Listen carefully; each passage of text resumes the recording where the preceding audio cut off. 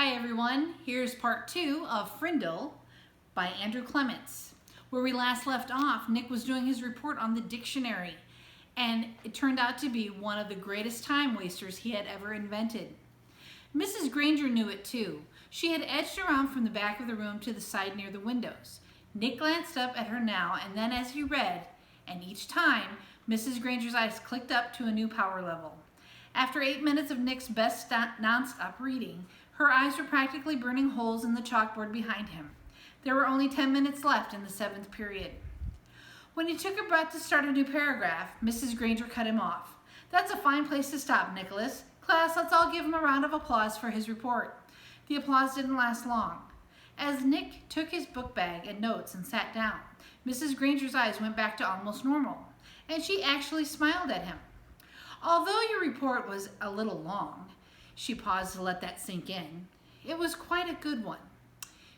And isn't it fascinating that English has more different words than any other language used anywhere in the world?" She pointed at her large dictionary. "That one book contains the definitions of more than 450,000 words. Now, wasn't I right, Nicholas? All this will mean so much more since you learned about it on your own." Mrs. Granger was beaming at him. Nick sank lower in his chair. This was worse than writing the report, worse than standing up to give it. He was being treated like a teacher's pet. He had the feeling that she was doing it on purpose. His reputation was in great danger, so he launched another question. He raised his hand, and he didn't even wait for Mrs. Granger to call on him. "Yeah, but I still don't really get the idea of why words all mean different things. Like, who says that DOG means the same thing that goes woof and wags its tail? Who says so?" And Mrs. Granger took the bait. "Who says dog means dog? You do, Nicholas. You and I and everyone in this class, and this school, and this town, and this state, and this country. We all agree. If we lived in France, we would all agree that the right word for that hairy four-legged creature is a different word, chien. It sounds like chien, but it means what DOG means to you and me. And in Germany, they say Hund, and so on all around the globe. But if all of us in this room decided to call that creature something else, and if everyone else did too, then that's what it would be called. And one day it would be written in the dictionary that way. We decide what goes in that book." And she pointed to the giant dictionary. And she looked right at Nick, and she smiled again. Then Mrs. Granger went on, "But of course that dictionary was worked on by hundreds of very smart people for many years. So as far as we're concerned, that dictionary is the law. Laws can change, of course, but only if they need to. There may be new words that need to be made, but the ones in that book have been put there for good reasons." Mrs. Granger took a look at the clock. 8 minutes left. "Now then, for today, you were to have done the exercises beginning on page 12 in your Words Alive book. Please get out your papers. Sarah, will you read the first sentence, identify the mistake, and tell us how you corrected it?" Mrs. Granger jammed the whole day's work into the last 8 minutes. A blur of verbs and nouns and prepositions, and yes, there was another homework assignment. And Nick didn't try to sidetrack Mrs. G again. He had slowed her down a little, but had he stopped her? No way. She was unstoppable, at least for today. Chapter 6, The Big Idea. 3 things happened later that same afternoon. Nick and Janet Fisk had missed the bus because of the school newspaper meeting, so they walked home together. They were seeing who could walk along the curb without falling. It took a lot of concentration, and when Janet stepped off into the street, Nick said, "That's 3 points for me." But Janet said, "I didn't fall. I saw something. Look." She bent down and picked up a gold ballpoint pen, the fancy kind. That was the first thing, Janet finding the pen. They got back on the curb, and Nick followed Janet, putting one foot carefully in front of the other on the narrow concrete curb. And while he stepped along, he thought back over the school day, especially about his report. And what Mrs. Granger had said about words at the end of the period finally sank in. That was the second thing, understanding what Mrs. Granger had said. She had said, "Who says dog means dog? You do, Nicholas." "You do, Nicholas," he repeated to himself. "I do?" Nick thought, still putting one foot in front of the other, following Janet. What does that mean? And then Nick remembered something. When he was about 2 years old, his mom had bought him one of those unbreakable cassette players and a bunch of sing-along tapes. He had loved them, and he played them over and over and over again. He would carry the tape and the player to his mother or his big brother and his father and bang them together and say, "Guagala, guagala, guagala," until someone put the cassette in the machine and turned it on. For 3 years, whenever he said guagala, his family knew that he wanted to hear those pretty sounds made with voices and instruments. Then when Nick went to preschool, he learned that if he wanted his teacher and the other kids to understand him, he had to use the word music. But guagala meant that nice sound to Nick, so Nick said so because Nick said so. Who says guagala means music? You do, Nicholas. No fair, yelled Janet. They were at the corner of their own street, and Nick had bumped into her, completely absorbed in his thoughts. Janet stumbled off the curb, and the gold pen in her hand clattered onto the street. "Sorry, I didn't mean to, honest," said Nick.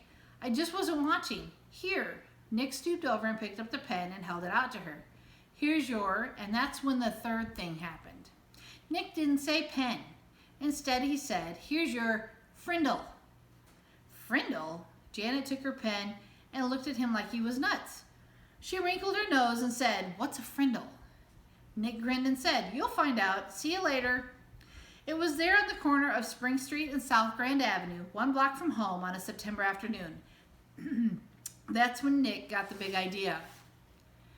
By the time he had run down the street and up the steps and through the door and upstairs to his room, it wasn't just a big idea, it was a plan. A whole plan, just begging for Nick to put into action, and action was Nick's middle name. The next day after school, the plan began. Nick walked into the penny pantry store and asked the lady behind the counter for a Frindle. She squinted at him and said, "A what?" "A Frindle, please, a black one," said Nick, and he smiled at her. She leaned over closer, aimed one ear at him. "You want what?" "A Frindle," and this time Nick pointed at the ballpoint pens behind her on the shelf. "A black one, please." The lady handed Nick the pen. He handed her the 49 cents and said thank you and left the store. 6 days later, Janet stood at the counter of the penny pantry. Same store, same lady. John had come in the day before, and Pete the day before that, and Chris the day before that, and Dave the day before that. Janet was the 5th kid that Nick sent there to ask that woman for a Frindle. And when she asked, the lady reached right for the pens and said blue or black. Nick was standing at 1 aisle away at the candy racks, and he was grinning. Frindle was a real word. It meant pen. Who says Frindle means pen? You do, Nicholas.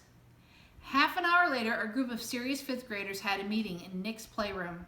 It was John, Pete, Dave, Chris, and Janet. Add Nick, and that's 6 kids, 6 secret agents. They held up their right hands and read the oath that Nick had written out. "From this day on and forever, I will never use the word pen again. Instead, I will use the word Frindle, and I will do everything possible so others will too." And all 6 of them signed the oath with Nick's Frindle. The plan could work. Thanks, Mrs. Granger. Chapter 7, Word Wars. School was the perfect place to launch a new word, and since this was a major historical event, Nick wanted it to begin in exactly the right class, 7th period language arts. Nick raised his hand first thing after the bell rang and said, "Mrs. Granger, I forgot my Frindle." Sitting 3 rows away, John blurted out, "I have an extra one you can borrow, Nick." And John made the big show of looking for something in his backpack. "I think I have an extra Frindle. I told my mom to get me 3 or 4. I'm sure I had an extra Frindle in here yesterday, but I must have taken it. Wait, oh yeah, here it is." And then John made a big show of throwing it over to Nick, and Nick missed it on purpose, and then he made a big show of finding it. Mrs. Granger and every kid in the class got the message loud and clear. That black plastic thing that Nick borrowed from John had a funny name, a different name, a new name, Frindle. There was a lot of giggling, but Mrs. Granger turned up the power in her eyes and swept the room into silence. And the rest of the class went by according to plan, her plan. As everyone was leaving after class, Mrs. Granger said, "Nicholas, I'd like to have a word with you." And she emphasized the word word. Nick's mouth felt dry and he gulped, but his mind stayed clear. He walked up to her desk. "Yes, Mrs. Granger?" "It's a funny idea, Nicholas, but I will not have my class disrupted again. Is that clear?" Her eyes were lit up, but it was mostly light, but not much heat. "Idea? What idea?" asked Nick, and he tried to make his eyes as blank as possible. "You know what I mean, Nicholas. I am talking about the performance that you and John gave at the start of the class. I am talking about this, and she held up her pen, an old maroon fountain pen with a blue cap. But I really didn't have a Frindle with me, said Nick, amazed at his own bravery. And hiding behind his glasses, Nick kept his eyes wide and blank. Mrs. Granger's eyes flashed and then narrowed, and her lips formed a thin, hard line. She was quiet for a few seconds, and then she said, I see. Very well. Then I guess we have nothing more to discuss today, Nicholas. You may go.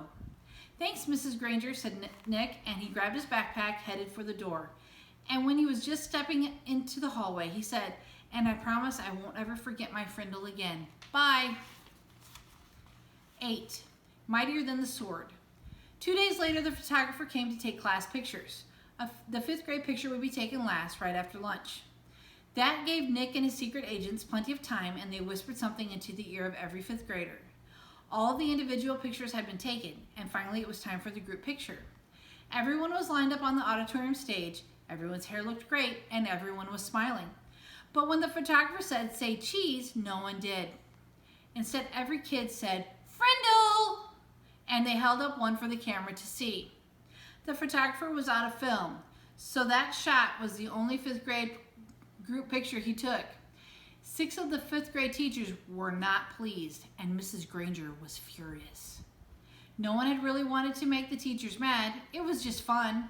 It also got all the kids in the school talking about the new word. And when people pick up a new word, they say it all the time. The kids at Lincoln Elementary School liked Nick's new word a lot. But not Mrs. Granger. The day after the school picture, she made an announcement to each of her classes, and she posted a notice on the main bulletin board by the office. Anyone who is heard using the word Frindle instead of the word pen will stay after school and write the sentence 100 times. I am writing this punishment with a pen. Mrs. Granger. But that just made everyone want to use Nick's new word even more. Staying after school with the lone Granger had become a badge of honor.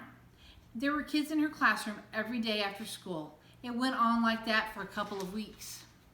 One day near the end of 7th period, Mrs. Granger asked Nick to come talk to her after school. This is not detention, Nicholas. I just want to talk. Nick was excited. It was kind of like a conference during a war. One side waves a white flag, and the generals come out and talk. General Nicholas Allen. Nick liked the sound of that. He stuck his head in Mrs. Granger's doorway after school. You wanted to talk with me? Yes, Nicholas, please come in and sit down. And when he was settled, she looked at him and said, don't you think this Frindle business has gone far enough? It's just a disruption to the school, don't you think? Nick swallowed hard, but he said, I don't think there's anything wrong with it. It's just fun, and it really is a real word. It's not a bad word, just different. And besides, it's how words really change, isn't it? That's what you said. Mrs. Granger sighed. It is how a word could be made up brand new, I suppose, but the word pen? Should it really be replaced by that other word? The word pen is a long, rich history. It comes from the Latin word for feather, pinna. It started to become our word pen because quills made from feathers were some of the first writing tools ever made. It's a word that comes from somewhere. It makes sense, Nicholas. But Frindle makes just as much sense to me, said Nick.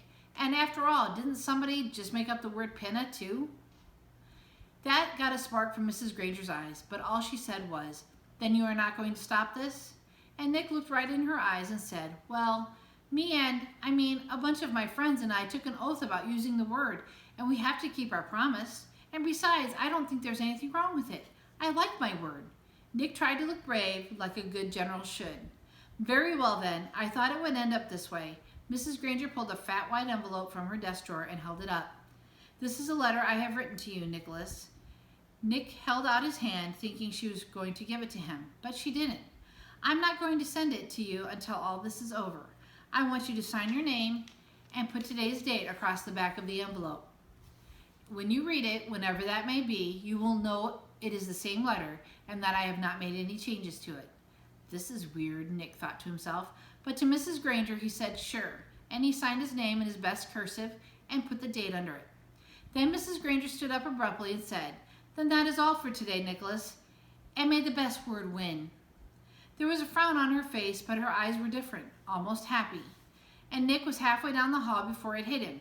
She likes this war. and she wants to win real bad. So we'll stop there for today, and we'll come back next time for another section of Frindle. Have a good day, everybody.